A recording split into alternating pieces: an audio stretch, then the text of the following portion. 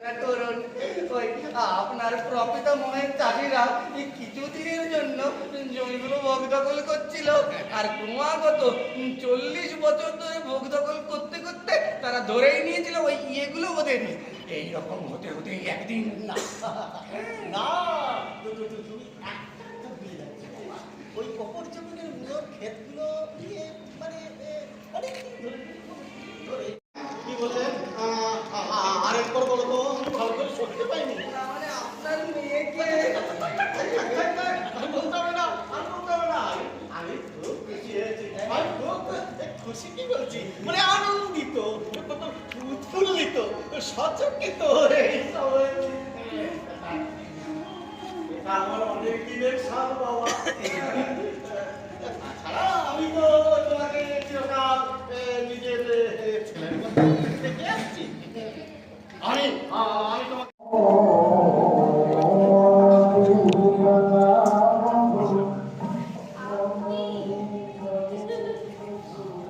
বাবা গিয়ে বললেন, যা দেখ গে খুকি, বাইরের ঘরে উঠে এসেছে। তা কেমন আছেন প্রাণগোপাল বাবু?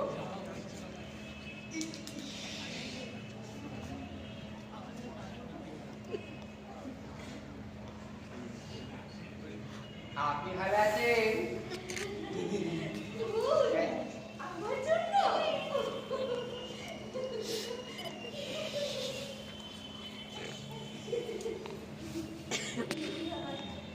আমি আবার এরকম জামা কাপড় পরে আছি বলে কিছু মনে করবেন না। আসলে ঝির সঙ্গে বসে পড়ে দিচ্ছিলাম কি না, তাই। বাবা, আপনি দাঁড়িয়ে রইলেন কেন? বসুন না।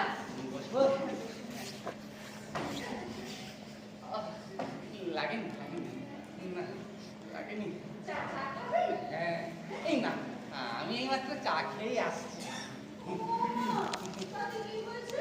আজকে তাও বেশ রোদ্দুর উঠেছে বলুন।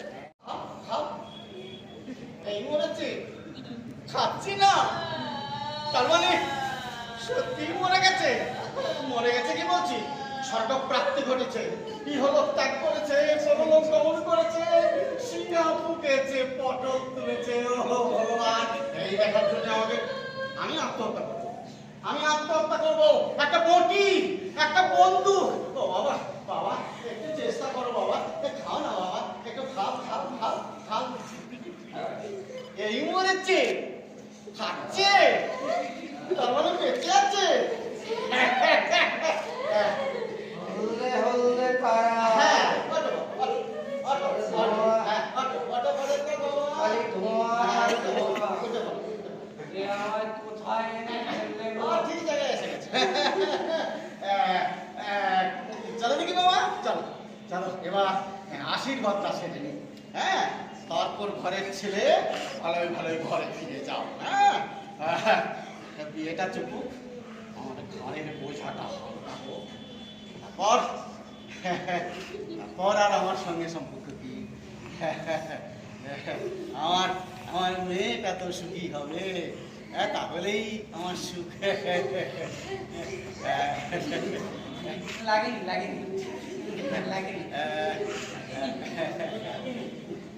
হ্যাঁ বাবা, আমি সুখী হব। তাই আমিও তাই নাকি ও আচ্ছা ভেতরে এসো এই কিসের ভেতর?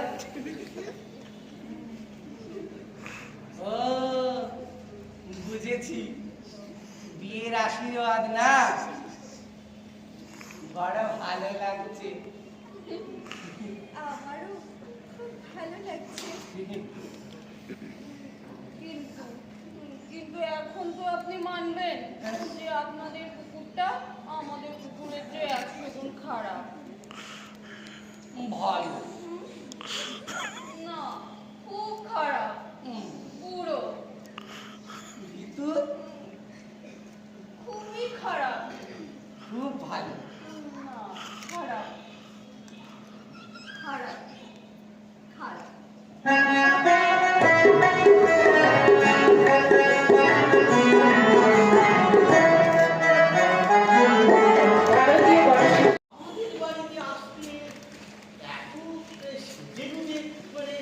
বিজয়া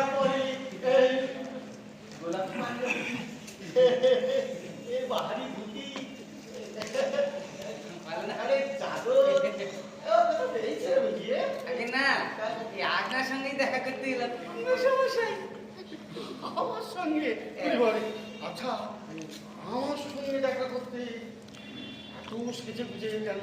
হ্যাঁ না মানে ওই একটা কথা বলতে এলাম।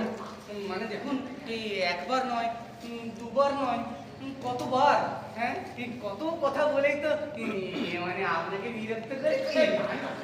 এই দেখুন, দেখছেন তো মানে কিসব যা তা বলছি। মানে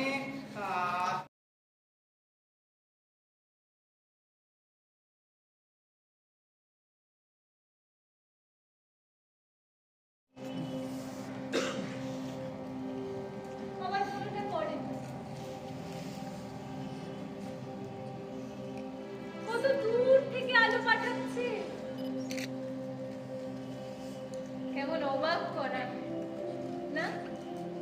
না শ্যামলারে বললেই তো করো, দুজনে মিলে রাত জেগে তারা দেখবো। ইস বাবা, তোমার শুরু থেকে এই গায়ের দেখো বলতে পেটের ভাত উল্টে আসি। একটা জলে নামছে কোথায়? আর তাছাড়া ওই ভরা পুকুরে এখন লোক যায় না। তাছাড়া এখন তো শুনছি তোমাদের বস্তিতেই নাকি 14টা কল। তবুও বলতো, ওই যে প্রথমবার নাকে এই ধরুন বিঘা দেবে একটা ডোবা ছিল, সে আমরা বলতাম ঘেঁষো ডোবা। ঘাসও তো খুব বড় বড় বড় কথা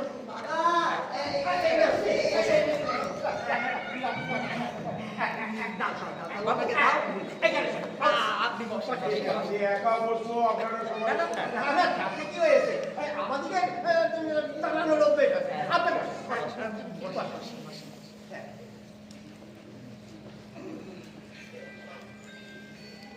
ও হ্যাঁ, বলুন। হ্যাঁ এই শঙ্কু, আমি, তারপর ওই শ্যামল, আমরা সবাই ওই ডোবা পুকুরেই চান করতাম। এবার সে শ্যামলের বাবা সুশীলা, আমাদের সুশীলা দারুণ ভালো সাঁতার কাটতে পারছে। তখন তো এই অঞ্চলে খাল বিল নদী নালা পুকুরের এসব অভাব ছিল না। ওনারে একবারে নিজে হাতে ধরে ঘটনাটা শুনে আমরা তো একেবারে অবাক।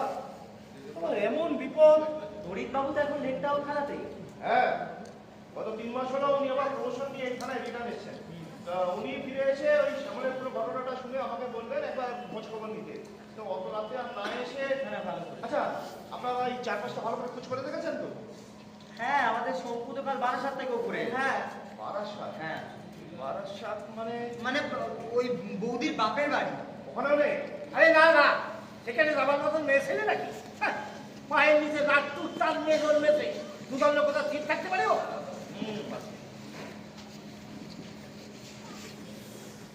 দেখো শ্যামল, ডায়েরি আমরা নিতেই পারি, কিন্তু বড়বাবু বললেন তাতে অনেক অসুবিধে।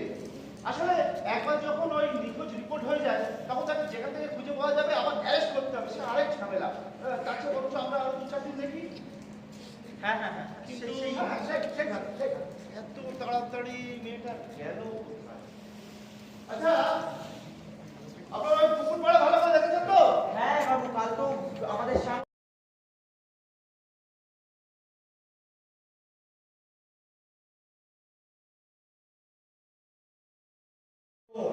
আমি সুন্দরী দেশের মানুষ গেছি।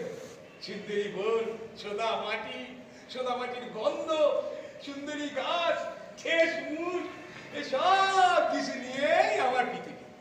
জলের খুনে জানায় পা, আর মনের মধ্যে মাতলার সালাদ সালাদ সব। তোমার দেশ কোথায় গেছিলি?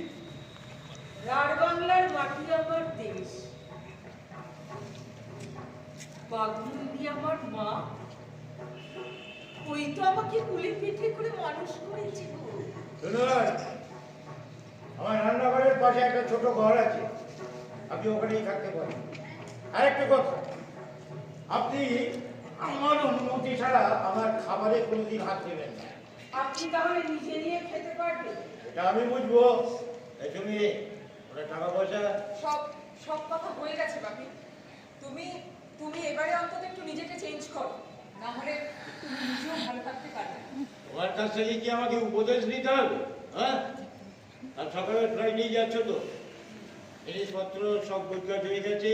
হ্যাঁ, সাবধানে যেও। আনন্দ, আমাকে একটু রঘুপতির কাছে যেতে হবে রে।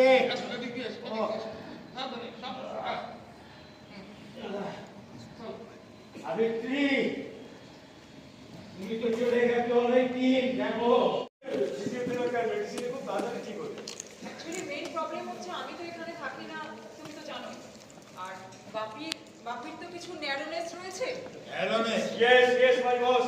দেখছিলাম বললো তো তোমরা পাল্টে যাচ্ছি। আদিবাসীদের হাতে এখন স্মার্টফোন। কিরকম সময় এগিয়ে যাচ্ছে বুঝছো না? দেখো ডাক্তার, তোমার চিকিৎসা পদ্ধতি যতই আধুনিক থাক, আমি তো আমার ইষ্টদেবকে অস্বীকার করতে পারবো না।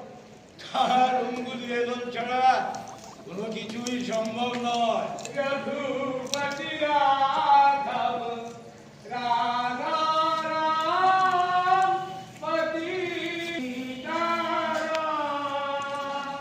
দেখো দেখো, নন্দ পর্যন্ত আমার রঘুপতির মাহাত্ম্য সম্বন্ধে জানে, নানা পথের রান্না করে খাওয়াতো, আর আমি একেবারে তা চেটে কুটে আপনি আমার কাগজে হাত দেবেন না, বলেছি না কতবার আপনাকে বলেছি আপনি সব বিষয়ে আমাকে হেল্প করতে আসবেন না, শুধু আমি নিরুপায় তাই আপনাকে এই বাড়িতে ঢুকতে দিয়েছে, নইলে এই বাড়িতে আমার ছায়া পড়ারও কোনো অনুমতি ছিল না।